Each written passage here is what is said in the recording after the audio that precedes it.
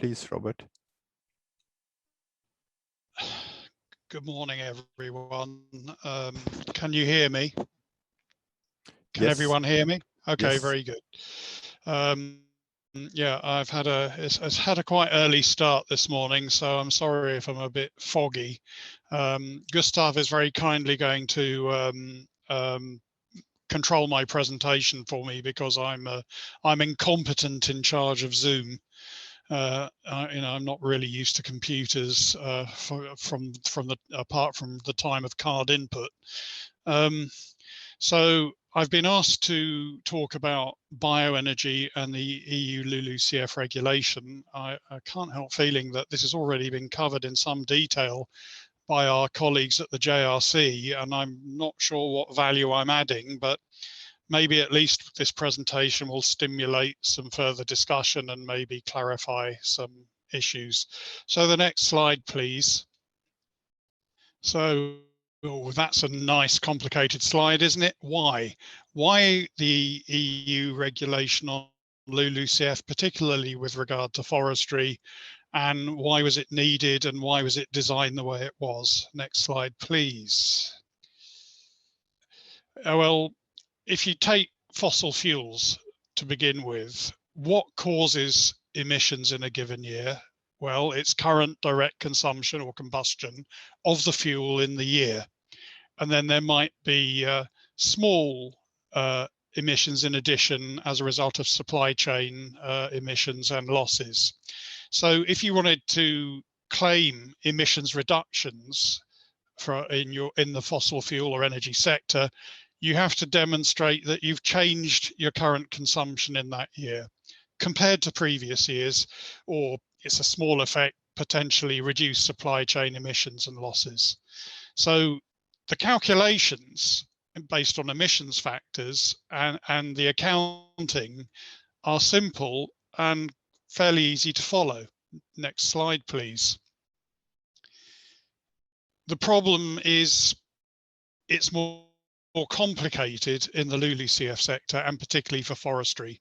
What causes emissions and removals in a given year in forestry? It's a combination of effects, including natural photosynthesis and respiration of the forests, which are affected by the climate. There are the impacts of natural disturbances. There's the historical management, which can have big impacts on the carbon sink or carbon source in the current year. For example, if there have been a historical program of afforestation by a country. And then finally, you get to current management in the year. So if you're trying to look at what the impact of your management of forests in a year is, it's difficult to disentangle from these other contributions to emissions and removals in the forest sector. Next slide. And what the LULUCF regulation is trying to incentivize is changes in management in the current year that will increase removals or reduce emissions, or otherwise account for increased emissions, or if management is changed for other reasons, such as as a consequence of increased harvesting. Quick animation, if we can click again. So the critical question for the LULUCF regulation was, how do we separate this effect out from all the others above in the list? Next slide, please. And that brings us to how. Next slide, please.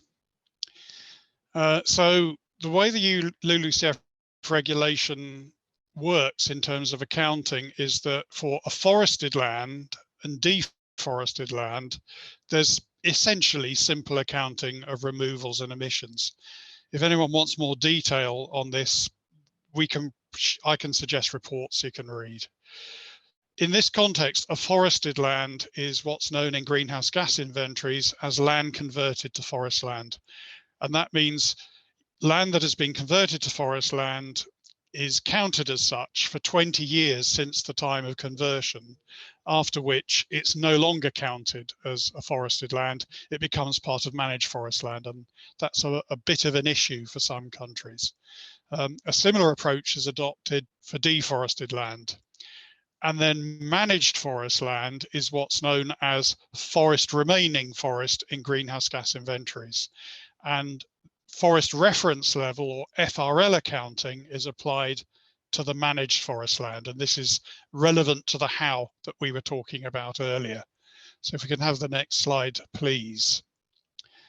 I am sorry these slides are so wordy. It breaks all the rules in terms of numbers of words on a slide, but this is what the regulation actually says about the forest reference level. It says that it shall be based on the continuation of sustainable forest management practice as documented for a reference period between 2000 and 2009 with regard to dynamic age-related forest characteristics in national forests using the best available data. What does that mean? Essentially, we're trying, or the regulation requires member states to characterize how different components of its forest area are currently being managed in terms of thinning practices, felling practices, rotation periods, and then to make a projection going forward for how the forest area will develop, assuming those management practices are continued. There's then some text in the middle paragraph, which I think we'll gloss over because it frankly was unhelpful text in the regulation, maybe not relevant to the discussion today. But there's a further clause at the bottom of the slide, which is relevant to a question that I think Sampo Samakalio asked, which was if there is a tendency for the harvest rate to remain constant, but for wood to be diverted from solid use to energy use, that it would not be accounted for under the regulation. Well, it could be, because in the regulation there's a requirement to assume a constant ratio in your projection of the forest reference level between solid and energy use of forest management, as documented for this period, this reference period of 2000 to 2009. What that means is if your projection suggests a continued constant rate of wood production, that the reference level will assume a continued constant level of energy production. And if in reality there is a diversion of wood from solid use to energy use, that will be picked up when you do the accounting. Next slide, please.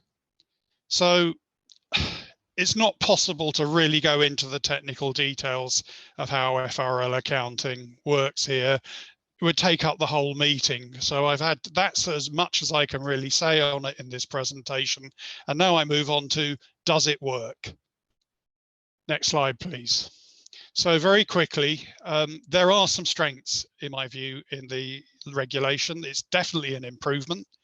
In terms of underlying principles and aims, it tries to set a level playing field with other sectors. In other words, incentivize mitigation activities in the current year and avoid possibilities for gaming and hot air, with a foundation in data and evidence rather than assumptions. The design sets a stringent target requiring accounted LULUCF emissions to not exceed removals. That's a very stringent target to achieve. The implementation has good supporting guidance, and it has a strong external expert review process. Next slide, please. But there are weaknesses. In design terms, the FRL accounting allows, because it assumes that rotations on forest areas will be run forward, depending on the age distribution of your forests. If younger forests dominate your age distribution, as you roll forward, a larger area will become available for harvesting, which means harvesting rates can increase without accounting for impacts in terms of accounted emissions or reduced net removals. And in combination with that, the constant ratio between solid and energy use means you can also have increased bioenergy use without accounting for all of the emissions, although you may account for some of them. And because of that 20-year transition period for land converted to forest land, there are limited incentives for afforestation activities. And It might be that that's not a big issue for all member states, but for some member states, including one recent former member state, that was quite an important issue. In terms of implementation, the reliance on models makes the process complicated, and this is an obstacle to consistency, transparency, and verifiability. Limitations in data sources in terms of forest inventories, management practices, and wood production statistics are likely to lead to inconsistencies in the construction of FRLs. Next slide, please. There are also what we can call extrinsic weaknesses, and these are weaknesses that have nothing to do with the regulation itself, but are external to it. So as has already been pointed out, its scope is for EU member states only, so it has no relevance for imported biomass sources. And in terms of rationale, the regulation has no direct influence over actors. The signals sent to biomass consumers by RED II and the ETS are not consistent with the implications of the LULUCF regulation. And in that context, influencing the regulation, as Giacomo has explained, aims to influence national policies and actions, not set them. So it is up to the member states to understand the regulation and what is needed to comply, what actions to take, and how to implement them. And that is